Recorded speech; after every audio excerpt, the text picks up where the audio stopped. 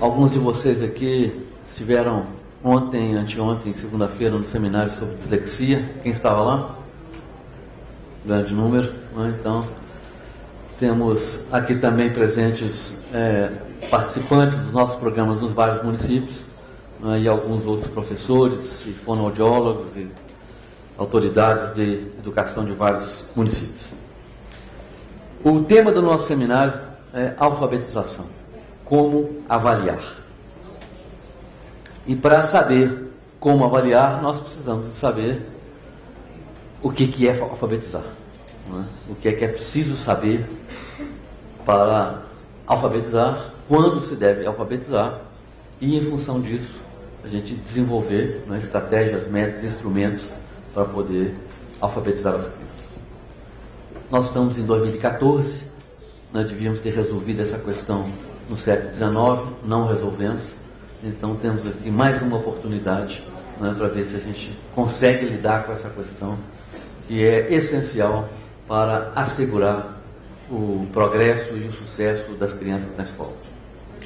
O formato do nosso seminário esse ano vai ser um pouquinho diferente, então o professor José Moraes ele vai coordenar os 2 painéis da manhã.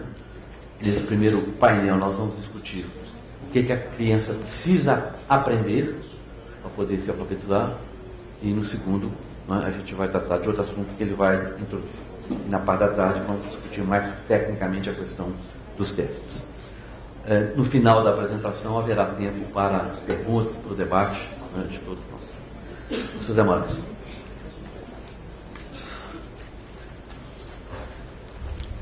Bom dia, estão me ouvindo? Ok. Ora bem, eu achei que seria interessante introduzir os presentes tópicos contando uma experiência e fazendo comparações entre semelhanças e diferenças entre a França, que é um caso que eu conheço relativamente bem, e o Brasil. E a história é antiga já. Nos anos 70, 80, em França, se achava no meio dos professores, dos alfabetizadores, que não havia mecanismo na leitura. Muitos professores defendiam essa ideia e iam para a televisão mesmo. Eu assistia a emissões na televisão em que diziam um erro, não há mecanismo na leitura. Na realidade, a ideia subjacente a isso é que tudo o que acontece na leitura é um processo consciente. É qualquer coisa de controlado pela criança que está aprendendo a ler. E então isso estava ligado também a uma segunda ideia, que é que ler é compreender. Então era um slogan muito repetido durante muitos anos: ler é compreender. No entanto, isso talvez seja um pouco diferente da situação no Brasil. Havia uma certa consciência, por exemplo, no corpo de inspetores gerais do Ministério da Educação, que era gente muito culta, muito inteligente, que tinha compreendido muitas dessas coisas e que dizia: não pode ser, não podemos continuar com essa maneira de ver a aprendizagem na leitura e o que é a leitura. E então se substituiu, ou procuraram substituir, essa expressão ler e compreender por ler para compreender. E se gerou aí um antagonismo entre as duas posições. E ler e compreender não tem sentido. É uma expressão que não tem sentido, porque introduz uma equivalência entre duas coisas que necessariamente não podem ser equivalentes. Porque compreender nós fazemos em muitas outras situações. Então, se dizemos ler e compreender, se perde toda a especificidade do ato de leitura. Não há maneira de entender o que é realmente a leitura se nós dizemos ler e compreender. Ao passo que, se nós dizemos ler para compreender, nós estamos estabelecendo uma diferença entre as duas coisas. O objetivo, sim, é compreender, mas nós podemos compreender tratando e processando informação a partir de muitos meios, muitos materiais. A escuta, vendo filmes e lendo também. Então, essa é a primeira ideia, é que há realmente ler tem qualquer coisa de específico, e o que tem de específico é justamente habilidades que têm de ser adquiridas e que se vão tornar totalmente automatizadas. E quando, há bastantes anos, escrevi o livro Arte de Ler, arte era nesse sentido, não é no sentido estético, nada disso. É no sentido de um corpo de operações, um conjunto de operações que nós possuímos, somos capazes de realizar de maneira totalmente automatizada. E é isso que é importante, esse é o objetivo da alfabetização.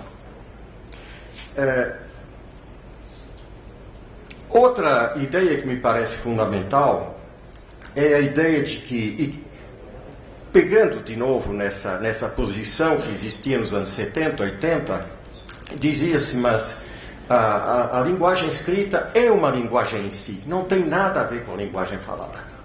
É impressionante hoje, nós achamos impressionante que se defendesse essa ideia. Ora, o que é extremamente importante, que todos os professores alfabetizadores deveriam saber, é como funciona a linguagem oral, porque na realidade a escrita é apenas uma tecnologia altamente sofisticada que está baseada na linguagem oral. E, portanto, isso é fundamental, por um lado, entender que a leitura inclui mecanismos altamente específicos e automatizados, e, por outro lado, que isso foi construído na sua relação com a linguagem oral. E acho que isso vai ser transmitido também aqui pelos palestrantes. Só para completar a minha recordação da experiência da França e a relação com o Brasil, em 1995, o Ministério decidiu ir mais à frente nessa pequena batalha entre os que diziam ler e compreender, e os outros, em particular os inspetores da educação, que diziam ler para compreender, e decidiu criar um Observatório Nacional da Leitura. Esse observatório incluiu especialistas de várias disciplinas e foi na sua comissão científica incluiu gente que tinha diferentes posições sobre leitura e aprendizagem da leitura. E durante um ano se discutiu até chegar a um consenso. Claro que houve pelo menos uma pessoa que não gostou nada e que se demitiu logo porque entendia que não eram aquelas posições, mas esse observatório foi dirigido por alguém que não sabia nada de leitura, mas que era o presidente da academia, tinha sido presidente da Academia das Ciências e sabia gerir uma situação que podia ser polêmica, os debates, tudo isso. Bom, esse observatório teve um papel muito importante. Durante 12 anos ele funcionou. Fizemos relatórios sobre, a partir do conhecimento científico que havia e fazendo recomendações sobre como deveria ser feita a alfabetização, e acho que teve uma importância bastante grande. Acho que a situação, embora não se tenha talvez conseguido, certamente não se conseguiu tudo e continua a haver polêmicas, debates, mas acho que transformou bastante a situação na França, e eu creio que isso não tem existido no Brasil, e que esse é um ponto fundamental. Conseguir que realmente a ciência deixe de ser ignorada, que haja realmente iniciativas no sentido de desenvolver qualquer coisa desse tipo do Observatório Nacional da Leitura, que foi um organismo que funcionou em total liberdade, total independência relativamente ao governo, digamos, e ao Ministério. Todos os ministros sucessivos, de direita e de esquerda, assinaram os prefácios que estavam nos relatórios que nós fizemos. E não houve o menor problema relativamente a isso. Bom, essa atitude de reconhecer a ciência, de reconhecer o que a ciência pode ter a dizer relativamente à alfabetização e de lhe deixar todo o campo, toda a liberdade para expressar aquilo que ela tem a dizer, que me parece fundamental, e eu não consigo acreditar que realmente no Brasil isso ainda não tenha sido feito, que E alguma coisa, então, teria que mudar, e acho que temos que propor ao governo brasileiro que realmente crie alguma coisa que vá no sentido de reconhecer o papel da ciência na alfabetização. Acho que as perguntas, eles vão, as questões que vão ser levantadas, os nossos palestrantes vão, o Joe Ziegler e a Maria Luísa Martelli vão dizer no início das suas apresentações, e claro, depois haverá discussão.